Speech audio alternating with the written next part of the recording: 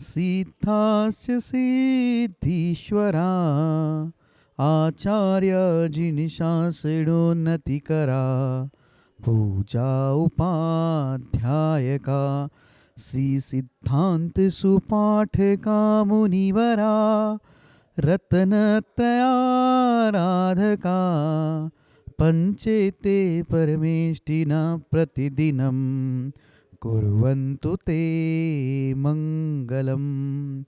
अनंत अनंत परम सिद्ध भगवान की जय। 1000 श्री आदिनाथ भगवान की जय। अंतिम तीर्थेश भगवान महावीर स्वामी की जय। आचार्य भगवान गुरुवर श्री विशुद्ध सागर जी महाराज की जय। सम्यक समाधान प्रदाता मुनिषि सुप्रभ सागर जी महाराज की जय। मुनिषि प्रणत सागर जी सौम्य सागर जी मुनिराज की जय। जय जन बंधुओं, हम सभी यहाँ उपस्थित हुए हैं देश के लोकप्रिय कार्यक्रम सम्यक समाधान के लिए। एक ऐसा कार्यक्रम, एक अनूठा प्लेटफॉर्म जिसके माध्यम से हम सभी के मन में उठने वाले जो विकल्प है उस विकल्पों का सम्यक समाधान मुनिश्री अपने मुखारविंद से हम सभी को प्रदान करते हैं। कितने अहोभाग्य के वह क्षण होंगे जिस क्षण में अपने मन में उठने वाले विकल्पों का समाधान पंचम परमेष्टि साधु परमेष्टि के मुखारविंद से हम सभी को प्राप्त होता है। अगर आप इस कार्यक्रम से जुड़ना चाहते हो या कार्यक्रम के माध्यम से अपने मन में उठने वाले विकल्पों का समाधान चाहते हो तो कार्यक्रम में नीचे जो पट्टी पे स्क्रॉल पे या फ्लिप पे जो हमारे नंबर चल रहे हैं, हमारे ईमेल आईडी है, उसके माध्यम से आप अपना विकल्प हम तक पहुंचा सकते हैं। उस विकल्पों को एकत्रित करके मुनिषी तक पहुंचाया जाएगा। वो मुनिषी के मुखारविंद से हम सभी लोग सम्यक समाधान प्राप्त करेंगे। सम्यक समाधान के माध्यम से आप अपने विकल्पों का समाधान प्राप्त कर ही सकते हैं एवं उस विकल्प के कारण अन्य लोगों के मन में जो विकल्प है उसके विकल्पों का भी समाधान हम सभी प्राप्त कर सकते हैं। तो आप जल्द से जल्द अपने मन में उठने वाले विकल्पों को हम तक पहुंचाएं और हम सभी लोग उस विकल्प का सम्यक समाधान मुनिषी के मुखारविंद से प्राप्त करेंगे। मुनिषी के चरणों में नमोस्तु करते हुए आज के उस कार्यक्रम को, लोकप्रिय कार्यक्रम की शुरुआत करते हैं। मुनिषी प्रणत सागर जी महाराज से निवेदन करते हैं कि हे स्वामी, आज के कार्यक्रम को गति प्रदान करते हुए संचालित करें। नमोस्तु नमोस्तु नमोस्तु। पंच परमेष्टि भगवान की जय।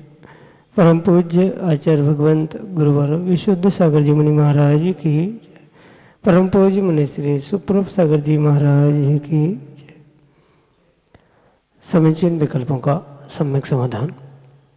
सम्यक ज्ञान की वह अनूठी विधा जिसके माध्यम से हम सभी प्रतिदिन अपने ही मन के उन अनेकानेक समीचीन विकल्पों का सम्यक समाधान आगम के परिप्रेक्ष्य में परम पूज्य आचार्य भगवंत गुरुवर विशुद्ध सागर जी महाराज के मंगल सुभाषित से उन्हीं के सुयोग्य से परम पूज्य मुनिश्री सुप्रभ सागर जी महाराज के मुखारविंद से प्राप्त कर रहे हैं। क्योंकि जब तक मन में विकल्प है तब तक निर्विकल्पता का मार्ग संभव नहीं है और उस आत्मिक सुख निर्विकल्पता को प्राप्त करना है तो उसका एकमात्र उपाय है कि अपने मन के उठते विकल्पों को समीचीनता प्रदान करना। और जब तीव्र पुण्योदय का उदय होता है तब जाके किसी निर्ग्रंथ गुरु से हमें वह अपने समीचीन विकल्प का सम्यक समाधान प्राप्त होता है। ऐसी आत्मकल्याण की वह अनूठी विधा समीचीन विकल्पों का सम्यक समाधान प्रारंभ करते हैं। और आज के पहले विकल्प के लिए सागर मध्य प्रदेश से श्रीमती उषा जैन महाराज श्री के चरणों में बारंबार नमोस्तु निवेदित करते हुए अपना समीचीन विकल्प रख रहे हैं कि महाराज जी, सुखी जीवन जीने का सबसे महत्वपूर्ण सूत्र क्या है? हमारे समीचीन विकल्प का सम्यक समाधान करने की अनुकंपा करें। नमोस्तु महाराज जी, नमोस्तु। ओम नमः सिद्धम। परम पूज्य आचार्य भगवान गुरुवर विशुद्ध सागर जी महाराज की, परम पूज्य मुनि श्री सुप्रभ सागर जी महाराज की जय।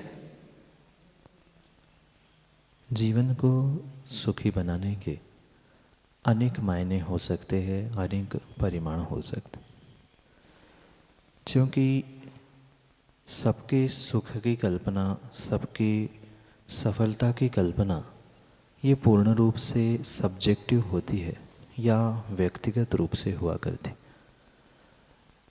किसी का लक्ष्य जीवन में धन दौलत कमाने का होता है, वह धन दौलत को प्राप्त करने में सुख मानता है। किसी के पास बहुत सारी धन दौलत है, वह उसके निमित्त से अपने इंद्रिय सुखों को प्राप्त करने की अभिलाषा लक्ष्य रखता है, वह कथनचित उसके लिए सुख हुआ करता है। किसी के लिए पढ़ाई लिखाई आदि के निमित्त से जो सफलता है वह उसके लिए सुख का कार्य हो सकता है। इसलिए भिन्न भिन्न प्रकार से सफलता या भिन्न भिन्न प्रकार से सुख, इसको परिभाषित किया जा सकता है। सामान्य रूप से अगर इस विषय को समझे तो यह परम सत्य समझना होगा कि जो वास्तविक सुख है वह इंद्रिय सुख या धन दौलत या किसी बहिरंग निमित्त से नहीं होता, वह तो आत्मा का ही शाश्वत सुख होता है। पर इस पंचम काल में बिना निर्ग्रंथ भेष धारण किए या बिना मोक्ष मार्ग पे चले उस सुख का स्वाद किंचित भी नहीं आ सकता। हाँ, पूर्ण रूप से जो अतीन्द्रिय सुख है वह तो उस तीर्थंकर या अरिहंत सिद्ध भगवंतों को ही प्रकट हो सकता है, पर कथनचित उपचार से जो छठवें सातवें गुणस्थान वर्ती निर्ग्रंथ मुनिराज होते हैं वही वास्तविक सुख को प्राप्त करते। रही बात लौकिक सुख की, तो लौकिक सुख के लिए भी लौकिक कार्यों की सफलता को समझने की आवश्यकता है। जैसे कि मैंने अभी कहा कि जिसके लिए जिस प्रकार की प्राप्ति की इच्छा है, आकांक्षा है, उस कार्य को प्राप्त कर लेना वह उस व्यक्ति के लिए, उस जीव के लिए वही सुख का निमित्त बन सकता है। और उसी परिपेक्ष में उसे पुरुषार्थ करना होगा। माना कि किसी को पढ़ाई लिखाई धन दौलत या इंद्रिय विषयों के निमित्त से कुछ इच्छाएं हैं, आकांक्षाएं हैं, तो वहाँ पर उसको उसी की प्राप्ति में सुख मानते हुए उसे लौकिक सुख की इच्छा को पूर्ण करने की आवश्यकता है। इसलिए ये अवश्य समझे कि सुख क्या, कैसा, कब और कैसे हो सकता है, ये व्यक्तिगत रूप से अपने आप से ही तय किया जा सकता है। पूर्ण रूप से ये नहीं कहा जा सकता कि जो सुख किसी एक व्यक्ति के लिए है वैसा ही सुख दूसरे व्यक्ति के लिए भी समान रूप से हो। सबका अपना अपना सुख और सुखी जीवन की परिभाषाएं भिन्न है, पर सामान्य रूप से अगर समझे तो घर में, समाज में एक ईमानदारी का जीवन जी लेना, दो समय के सुख शांति से रोटी भोजन प्राप्त होता रहना, निराकुल हो लेना, यही एक सुख का साधन हो सकता है। चाहे इंद्रिय सुख हो, चाहे लौकिक सुख हो, चाहे पारलौकिक सुख हो, सबकी सुख की परिभाषा करते हुए आचार्य भगवंत ने कहा है कि निराकुलत्वम एवं सौख्यम, यानी निराकुलता ही वास्तविक सुख है और उस निराकुलता को प्राप्त करने वाला ही सुखी हो सकता है। चाहे धन दौलत के विषय में निराकुलता हो, चाहे विषय भोगों के प्रति निराकुलता हो, चाहे पारलौकिक आध्यात्मिक दृष्टि से ही निराकुलता हो, जहाँ निराकुलता है वही सुखी जीवन का कार्य प्रारंभ हो सकता है। और संसार में भी लौकिक में भी अगर सुखी जीवन माने तो सुख पावे संतोषी प्राणी, ये भी जो कहा गया है वहाँ उस निराकुलता को ही ग्रहण करते हुए जहाँ आकुलता रहित संतोष है कि जितना मिला, जितना प्राप्त है वही पर्याप्त है, इतना मानकर जो जीव जीता है कहीं न कहीं वही अपने जीवन में सुख को प्राप्त करता है और वही सुखी होता है। यही आपके लिए सम्यक समाधान। नयन जैन, इंदौर, मध्य प्रदेश से अगले समीचीन विकल्प के लिए हमारे सामने। मुनीषी नमोस्तु एवं मैं समस्त आहार्य गुरुकुल की ओर से नमोस्तु। मुनीषी, मेरा प्रश्न यह है कि पंचम काल में अवधि ज्ञान तो होना नामुमकिन है, लेकिन कल की और उपकल की राजाओं के समय में किसी एक मुनिराज को अवधि ज्ञान होता है, क्यों? हाँ, ये परम सत्य है कि पंचम काल में अवधि ज्ञान, मनःपर्यय ज्ञान और केवल ज्ञान का निषेध है। पर इन सिद्धांतों को कुछ अपवाद भी आचार्य भगवंतों ने प्रदान किए। जैसे कल की उपकल की राजा के समय में जो एक मुनिराज को अवधि ज्ञान आदि होता है, यह जो कथन है ये भी परम सत्य। दोनों में हमें बहुत अच्छे से बैलेंस बनाते हुए तत्व का, आगम का और सिद्धांत का निर्णय करने की आवश्यकता है। दोनों बातें बिल्कुल सत्य है। पंचम काल में अवधि मनःपर्यय केवल ज्ञान नहीं होता और कल्कि उपकल्कि राजा के समय में कोई एक मुनिराज अवधि ज्ञानी होते हैं, ये भी परम सत्य है। दोनों को हमें इस प्रकार से समझना होगा कि अगर उनके काल में अवधि ज्ञानी मुनिराज नहीं होते तो कौन बताता कि कल्कि कौन है, उपकल्कि कौन है। इसलिए कथनचित वहाँ वह सामान्य कथन और विशेष कथन की अपेक्षा से हमें आगम की इस व्यवस्था को समझने की आवश्यकता है। जैसे कई सारे स्थानों में भी सामान्य रूप से एक नियम बनाया जाता है, पर उस सामान्य नियम के साथ साथ कहीं न कहीं एक विशेष कंडीशन भी रखी जाती है कि ऐसा ऐसा ही होता है, पर ऐसा नहीं है तो कथनचित कदाचित ऐसा भी होता है। बिल्कुल यहाँ भी आगम के सिद्धांत को भी ऐसा ही समझना, सामान्य रूप से कभी भी पंचम काल में अवधि ज्ञानी मनपर्य ज्ञानी होते ही नहीं है, पर क्वचित कदाचित जब 500,000 वर्ष बाद कल्कि उपकल्कि आदि का समय आता है, उस समय पर एक अवधि ज्ञानी मुनिराज होते ही है जो श्रावकों को, समाज को बताने वाले होते हैं, पूछने पर कि कौन कल्कि है कौन उपकल्कि है आदि इन बातों को समझने के लिए ही ये व्यवस्थाएं बनाई गई है। इसलिए दोनों का बैलेंस बनाते हुए हमें यही आगम का अनेकांत से निर्णय करने की आवश्यकता है। सिद्धांत दोनों भी सही है, मात्र हमें दोनों का इस प्रकार से बैलेंस बनाना होगा कि कल्कि उपकल्कि को समय को छोड़कर अन्य समय में अवधि मनपर्य ज्ञानी आदि मुनिराज नहीं होते, मात्र उनके ही काल में होते हैं। ये सामान्य कथन और विशेष कथन की अपेक्षा से बदलाव समझने की आवश्यकता है, क्योंकि सामान्य कथन में सभी को समाविष्ट करने के लिए एक सामान्य सिद्धांत कहा जाता है, पर कुछ विशेष कंडीशन या कुछ विशेष कार्य होने पर क्या हो सकता है, क्या होना चाहिए आदि को समझाते हुए ही वहाँ आचार्य भगवंतों ने विशेष कथन करते हुए कल्कि उपकल्कि की व्यवस्था बताते हुए ये कारण बताया गया है कि मात्र उनके ही समय में अवधि मनपर्य आदि ज्ञानी मुनिराज हुआ करते हैं, अन्य काल में पंचम काल के समय में कोई अवधि ज्ञानी नहीं होते। यही आपके लिए सम्यक समाधान। आहार जी सिद्ध क्षेत्र से सिद्धांत जैन शास्त्री अगले समीचीन विकल्प के लिए। नमोस्तु महाराज श्री। मेरी जिज्ञासा यह है कि रात्रि काल में घंटा क्यों नहीं बजाते हैं और संगीत बजाने की आज्ञा है। रात्रि काल में संगीत बहुत ज़ोर तोर से बजता है, लेकिन घंटा बजाने का निषेध क्यों किया गया है? मेरे समीचीन विकल्प का सम्यक समाधान करने की कृपा करें मुनिश्री। नमोस्तु नमोस्तु नमोस्तु। शास्त्री जी, बहुत सारा विषय वर्तमान में परंपरा से और विवेक से समझने की आवश्यकता है। जो वर्तमान में पूजा पाठ मंदिर आदि के निमित्त से जो भी क्रियाएं देखने में आ रही है, वहाँ तथाकथित वर्तमान के जीवों का कुछ हठाग्रह, उनका व्यक्तिगत अभिप्राय, इनके निमित्त से ही ये वास्तविक बदलाव देखने में आ रहे हैं।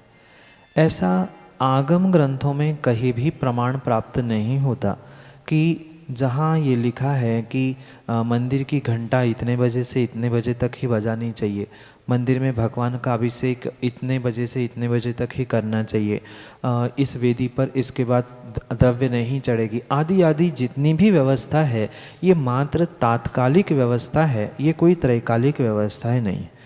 जैसे कि आप देखते हैं और कई स्थानों पे शायद आपने कराया भी होगा कि रात्रि में बहुत अच्छा ताल मृदंग या म्यूजिशियन आदि के माध्यम से संगीत गीत नृत्य आदि मंदिर में विधानों में भगवान के सामने आदि होते हुए देखने में आते हैं, पर वही मंदिर में घंटा आदि बजाने के लिए निषेध किया जाता है।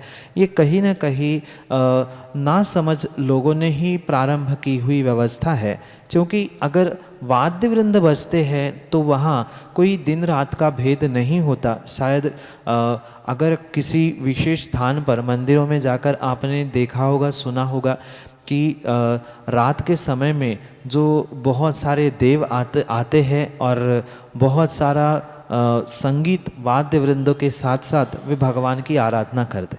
जब उनको देवों को करने में दोष नहीं है तो श्रावकों को ये घंटा बजाना, ताली बजाना आदि का निषेध करना ये कहीं न कहीं एकांत पक्ष से ग्रसित जीवों का ही कार्य है। वास्तविकता तो ये है, विवेक पूर्वक अगर दिन में या शाम को, रात को भी घंटा वाद्य वृंद बजाए जा रहे हैं तो दोष नहीं है, और अविवेक पूर्वक दिन में भी आप घंटा बजा रहे हैं, वाद्य बजा रहे हैं, तो वहाँ पूर्ण रूप से दोष ही दोष मानने की आवश्यकता। इसलिए यहाँ ये निर्णय करें कि आगम के परिप्रेक्ष्य में ऐसा कहीं भी उल्लेख प्राप्त नहीं होता कि इतने ही समय में घंटी, वाद्यवृंद आदि आदि बजाना चाहिए। ये श्रावक का विवेक है। जहाँ अल्प हिंसा हो ऐसा ही कार्य श्रावकों को करना चाहिए, और अल्प हिंसा के लिए सर्वश्रेष्ठ कार्य अगर कुछ है तो व्यक्ति का, जीव का, श्रावक का अपना व्यक्तिगत विवेक है। किस प्रकार से उस विवेक को प्राप्त करते हुए घंटा, वाद्यवृंद बजाना आदि आदि कार्य करना नहीं करना, ये व्यक्तिगत रूप से स्वयं को ही सोचने की आवश्यकता है।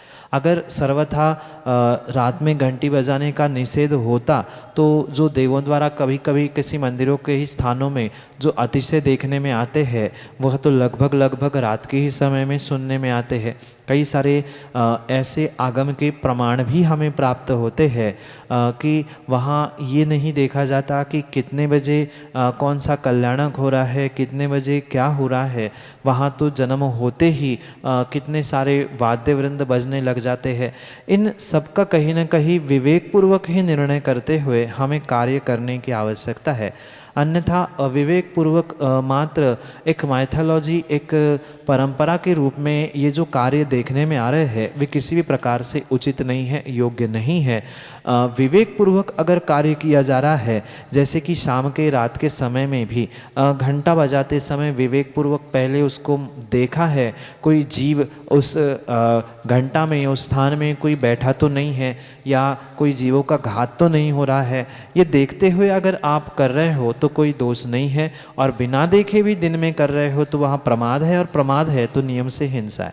इसलिए विवेक पूर्वक प्रमाद से रहित होकर अगर आप कार्य कर रहे हैं तो आगम के परिप्रेक्ष्य में उसमें कोई भी दोष नहीं है। हाँ, क्षेत्रीय परंपरा, सामाजिक परंपरा और बहुत दिनों से चली आ रही ये व्यवस्था है जिनके कारण से ये सर्वमान्य नहीं किया जा सकता, ना उसे मैं सर्वमान्य करवाना चाहता हूँ, पर आगम के परिप्रेक्ष्य में उसमें किसी भी प्रकार से कोई दोष नहीं है।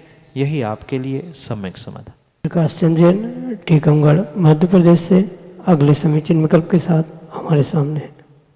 नमोस्तु महाराज जी, नमोस्तु महाराज जी, नमोस्तु महाराज जी। मेरी जिज्ञासा यह है कि सम्यक शिखर सिद्ध क्षेत्र को शास्त्रातीत क्यों कहा जाता है? कृपया मेरी संख्या समाधान करें। नमोस्तु महाराज जी, नमोस्तु नमोस्तु। सिद्ध क्षेत्र जो सम्यक शिखर है वह आगम के प्रमाण से शाश्वत सिद्ध क्षेत्र या शाश्वत निर्वाण भूमि के नाम से प्रसिद्ध है। सम्यक शिखर महात्मा इस ग्रंथ में ही नहीं अपितु अनेकानेक ग्रंथों के प्रमाण से, आचार्य भगवंतों के वाक्य प्रमाण से ये निर्णित करने की आवश्यकता है कि सम्यक शिखर एक ऐसा स्थान है जहाँ पर पूर्ण रूप से प्रत्येक काल की 24 तीर्थंकर भगवान, जिसे 24 ही कहा जाता है, वह उन्हीं स्थानों से ही निर्वाण को प्राप्त होती है। कहने का तात्पर्य ये है कि ये करणानी योग नहीं अपितु आगम का ही सिद्धांत है कि जितने भी तीर्थंकर भगवंतों का जन्म होता है वह नियम से अयोध्या में ही होता है, और निर्वाण में जब भी होता है वह नियम से सिद्ध क्षेत्र शिखर जी सम्यक शिखर पर होता है। मात्र ये हुंडावसर्पणी पंचम काल का या हुंडावसर्पणी काल का ही प्रभाव था, जिसके निमित्त से कुछ तीर्थंकर भगवंतों का जन्म अन्यत्र हुआ और निर्वाण क्षेत्र भी कुछ अन्यत्र हुआ। इसलिए ये जो नियत स्थान है जन्म का और निर्वाण का, इस भरत क्षेत्र के 24 तीर्थंकरों की अपेक्षा से काल कोई क्यों ना हो, इस निमित्त से ही उस सम्यक शिखर जी को शाश्वत तीर्थराज कहा जाता है। ऐसा भी आगम में प्रमाण प्राप्त होता है कि जब कालांतर में जब भौगोलिक स्थितियाँ भी बदलेगी, काल प्रलय का आएगा, प्रलय काल के समय में जब धर्म क्षेत्र, धर्म स्थान आदि का नाश होने का उल्लेख प्राप्त होता है, वहाँ भी ये समझना कि ये ऐसा स्थान रहेगा जहाँ शाश्वत एक साथिया का चिन्ह बना मिलेगा, भले ही वहाँ पर पर्वत पहाड़ नहीं मिलेंगे। पुनः जैसे ही काल का परिवर्तन होगा, पुनः उसी स्थान पर वह उत्तुंग पर्वत पहाड़ खड़ा मिलेगा, जहाँ पर पुनः उस काल के 24 तीर्थंकर भगवान क्रमशः पहुँचेंगे। अपने अपने टोंकों पर, अपने अपने स्थानों पर वह कहीं न कहीं योग निरोध करते हुए अपने उस मोक्ष तत्व को प्राप्त करने का पुरुषार्थ करते हुए निर्वाण को प्राप्त करेंगे। इसलिए ये नियोगभूत है कि जितने भी तीर्थंकर होते हैं वह नियम से उन्हीं स्थानों से यानी सम्मेत शिखर से ही निर्वाण को जाते हैं। मात्र हुंडावसर्पणी काल का ही प्रभाव है कि कुछ तीर्थंकर भगवान अन्य क्षेत्रों से निर्वाण को प्राप्त हुए। ये सब कुछ आगम में सिद्धांत रूप हमें प्रदान किया गया है। इसलिए आगम के परिप्रेक्ष्य में ये परम सत्य समझे कि ये 24 तीर्थंकर की शाश्वत निर्वाण भूमि है। अन्यत्र कहीं भी तीर्थंकर भगवान निर्वाण को प्राप्त होते ही नहीं है, हुंडावसर्पणी काल का अपवाद छोड़ते हुए। इसलिए इस भूमि को शाश्वत तीर्थराज सम्मेत शिखर के रूप में स्वीकार किया गया है। काल के प्रलय आने पर भी वह पर्वत भले ही नष्ट हो जाए पर वहाँ शाश्वत साथिया का चिन्ह बना रहता है। पुनः काल परिवर्तन में वही पुनः अगले 24 तीर्थंकर भगवान निर्वाण को प्राप्त होते हैं। इसी अपेक्षा से उस सिद्ध क्षेत्र सम्मेत शिखर जी को शाश्वत निर्वाण भूमि के रूप में भी स्वीकार किया जाता है। यही आपके लिए सम्यक समाधान। अमन जैन आहार जी सिद्ध क्षेत्र से अगले समीचीन विकल्प के लिए। नमोस्तु महाराज श्री, नमोस्तु महाराज श्री। मेरी ये शंका है कि इस पंचम काल में क्या मुनि रिद्धिधारी हो सकते हैं? नमोस्तु। आगम के परिपेक्ष में कुछ ऐसे सिद्धांत आचार्य भगवंतों ने प्रदान किए जिसके निमित्त से काल का परिवर्तन और काल में होने वाले चाहे दोष हो, काल में होने वाले अच्छे कार्य हो, उन सबको वहाँ पर ग्रहण किया जाता है।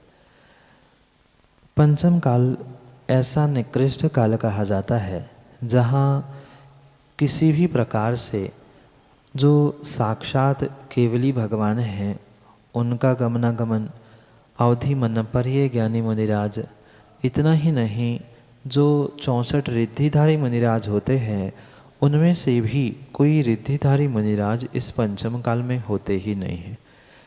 क्योंकि इन सभी निमित्तों को प्राप्त करने के लिए कहीं न कहीं जीव को पूर्ण रूप से सातिशय पुण्य को प्राप्त करने की आवश्यकता है। जब तक जीव के पास काल का पुण्य का संग्रह नहीं है तब तक किसी भी प्रकार से वह उत्कृष्ट कार्यों को प्राप्त करने वाला हो ही नहीं सकता। इसलिए यह अवश्य ध्यान रखे कि आगम के परिप्रेक्ष्य में पंचम काल में रिद्धिधारी मुनिराज होते ही नहीं हैं, क्योंकि पंचम काल में रिद्धियाँ नहीं होती। हाँ, मंत्रों से, निमित्तों से, श्रुत ज्ञान आदि से सिद्धियाँ कुछ अंशों में हो सकती है, पर वह सिद्धियाँ भिन्न है। जो 64 रिद्धियाँ होती है, 64 रिद्धि में से कोई भी रिद्धि पंचम काल में नहीं होती। इस अपेक्षा से पंचम काल में रिद्धिधारी मुनिराजों का पूर्ण रूप से अभाव ही होता है।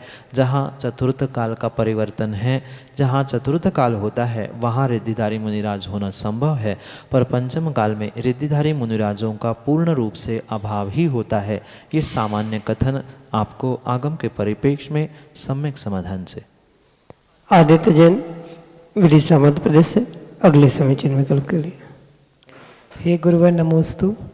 ये कई बार देखने को आता है और अनुभव भी किया है कि शिष्यों को अपने गुरु से काफ़ी प्रीति, शुभ उपयोग, प्रशस्त राग हो जाता है। क्या गुरु को भी अपने शिष्यों से राग या प्रशस्त राग होता है?